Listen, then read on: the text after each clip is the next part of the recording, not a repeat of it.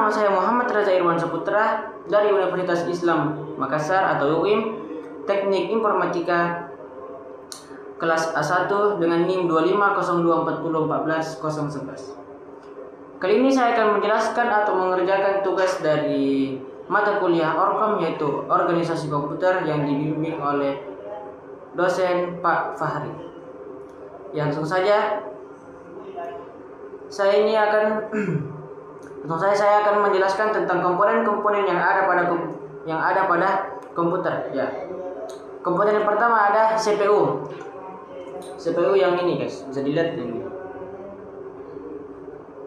Lihat.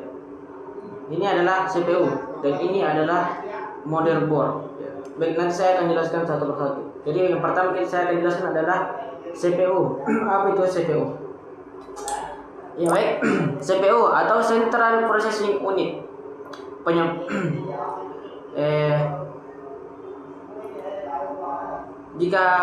Kalau mau dibandingkan, jika komputer adalah tubuh manusia, maka CPU adalah otaknya. Semua perintah, perhitungan, dan proses yang terjadi di komputer di komputer kita diatur oleh komponen kecil ini. Ketika Anda mengklik sebuah aplikasi atau mengetik tugas atau bermain game, CPU bekerja di balik layar dengan melakukan 3 langkah utama yang disebut siklus fetch, decode, dan execute. Artinya, CPU mengambil data, menerjemahkan perintahnya, lalu mengeksekusi tindakan tersebut dalam hitungan milidetik. Ya, itu tadi adalah penjelasannya. Dan selanjutnya adalah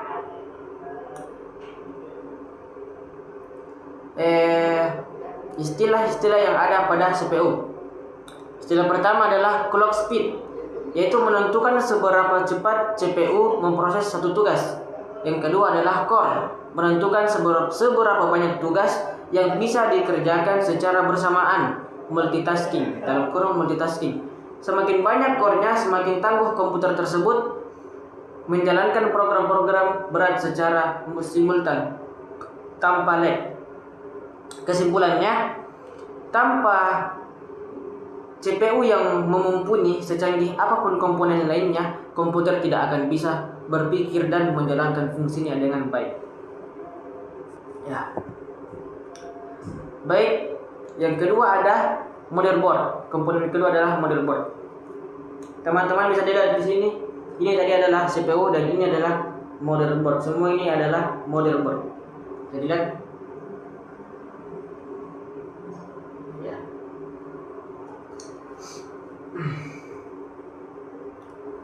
Kembali lagi setelah tadi CPU adalah otak dalam tubuh kita. Tentu kita membutuhkan sistem saraf dan tulang punggung untuk menghubungkan seluruh organ tubuh. Nah, disinilah peran motherboard atau papan induk. Motherboard adalah papan sirkuit utama tempat semua komponen komputer dipasang dan saling berkomunikasi. Contohnya CPU, RAM, kartu grafis, hingga penyimpanan storage semuanya menancap di sini. Tugas utama motherboard adalah mengalirkan daya listrik dari power supply dan menjadi jembatan lalu lintas data antar komponen agar selaras. Dan di dalam motherboard ada beberapa bagian penting yang perlu kita ketahui, seperti soket CPU, tempat khusus mengunci otak komputer CPU Anda. Contohnya ini, guys, ya. Ini adalah soket CPU, tempat khusus untuk mengunci, tempat untuk menyimpan CPU-nya atau otak komputer kita. Ya, terus adalah slot RAM dan PCLA untuk memasang memori dan kartu grafis tambahan, yaitu yang ini. Ya, yang ini. Ini kayak. Antara ini loh. Ya, yang ini guys, untuk RAM dan PCLA.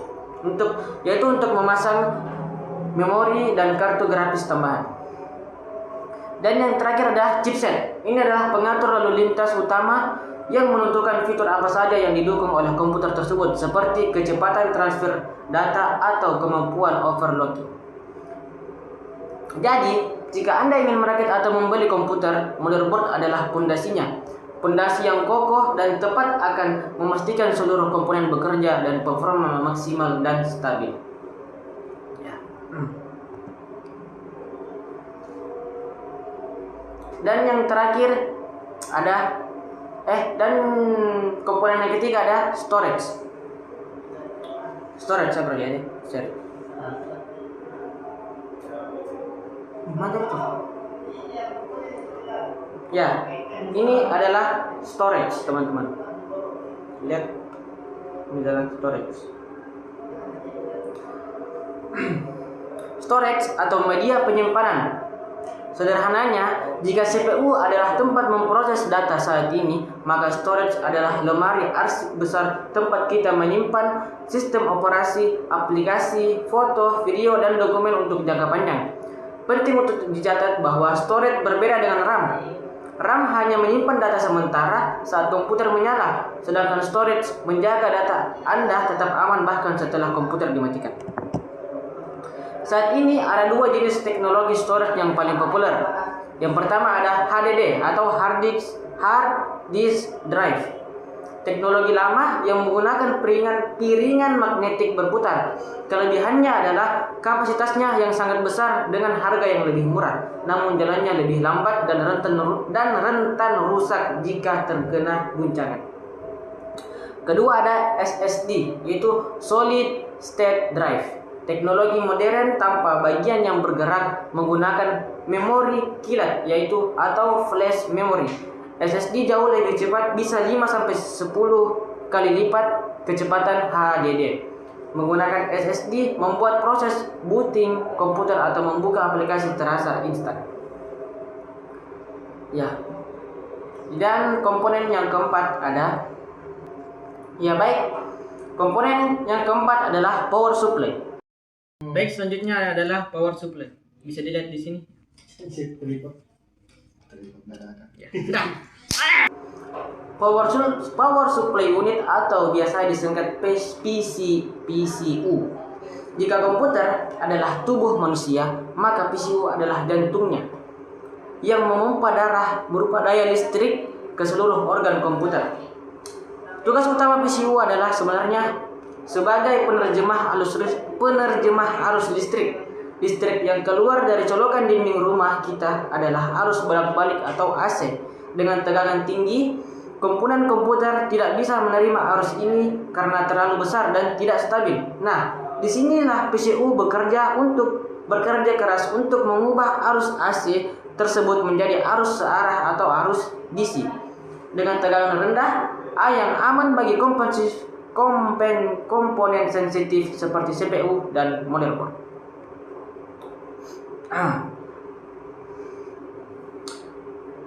Dan dalam power supply itu ada dua komponen lagi di dalamnya, yaitu wattage atau daya. Ini menentukan seberapa besar kapasitas listrik yang bisa disuplai komputer standar. Komputer standar mungkin butuh 400 sampai 500 watt, sedangkan komputer gaming atau editing berat bisa membutuhkan 750 hingga 1000 watt lebih. Yang kedua itu ada certificate efficiency dalam kurun 80 plus. Label seperti 80 plus, bronze, silver, gold hingga platinum menunjukkan seberapa efisien PCU tersebut mengubah listrik dinding menjadi daya komputer tanpa banyak membuang energi menjadi panas. Dan yang terakhir komponennya adalah RAM. RAM adalah random access memory. Seringkali orang bingung membedakan antara RAM dan storage seperti hard disk dan SSD.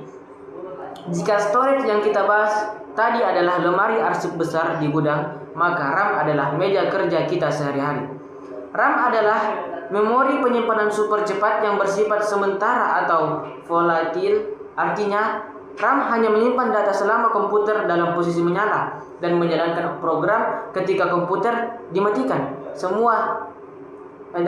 Menyala dan menjalankan program. Ketika komputer dimatikan, semua data di dalam RAM akan terhapus bersih.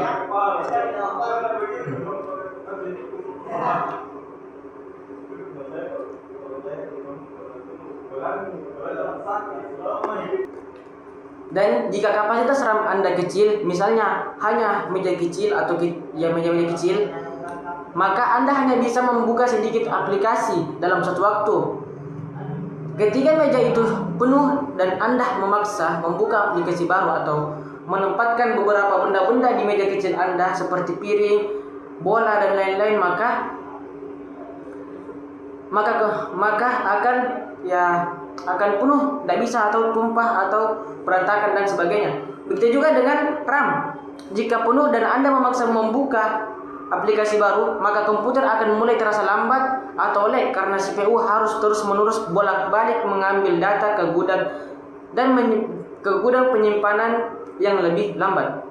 Jadi kesimpulannya, semakin besar kapasitas RAM seperti 8 GB, 16 GB atau 32 GB, semakin luas meja kerja Anda, yang berarti kemampuan multitasking komputer Anda akan semakin lancar dan responsif.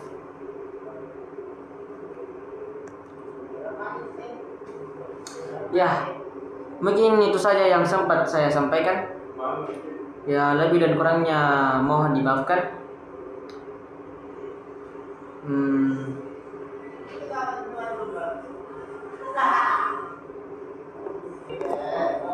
Mungkin sampai sini saja ya. Assalamualaikum warahmatullahi wabarakatuh.